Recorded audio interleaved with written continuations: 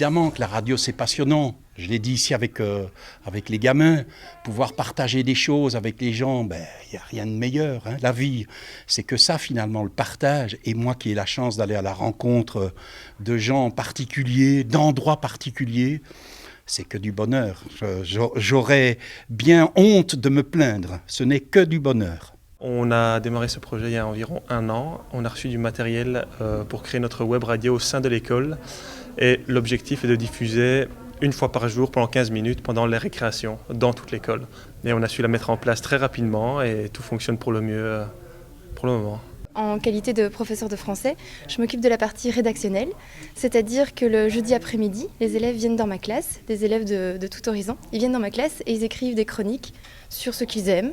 Donc le cinéma, le gaming, la technologie, le sport, tout ce qu'ils aiment. Dans la radio, je gère le Insta. Et puis là, je commence à faire la voix féminine dans la diffusion. On choisit des musiques qui vont passer bien, donc sans insultes.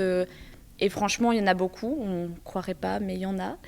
Donc c'est sympa parce qu'on a plusieurs idées et puis on se met en commun et on trouve des sons assez sympathiques. Alors moi je suis animateur radio, donc en soi on s'occupe justement d'animer, de faire en sorte que ce soit pas trop lent, pas trop rapide, qu'on essaie de mettre un bon ton dans la voix, essayer d'animer justement la radio.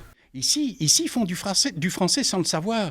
Je suis sûr que quand ils préparent leur chronique, ils font de la géo, de l'histoire, bref, on apprend en s'amusant. Et ça, c'est évidemment le meilleur parce qu'on n'a aucune contrainte, on est dans le jeu.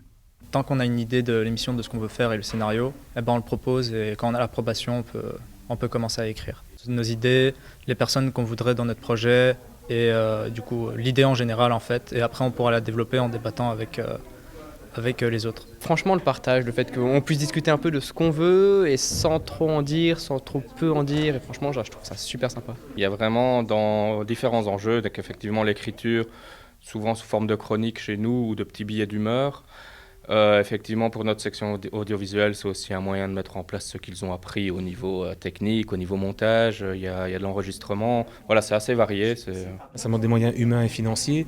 Alors, on a été encouragé, soutenu par l'asso Alfine qui nous a subsidiés et qui nous a accompagnés aussi dans le développement du projet sur le plan des techniques entrepreneuriales, puisque nous, on voulait que ce soit un projet d'élèves. Il y avait une initiative d'élèves à la base, il y avait des profs, il fallait la combinaison entre les deux, il fallait en même temps y donner du sens.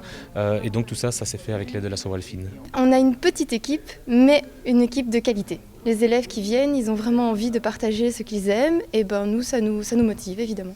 À terme, peut-être si le projet se développe, pourquoi pas imaginer une web radio ou quelque chose où on pourrait diffuser un peu plus longuement.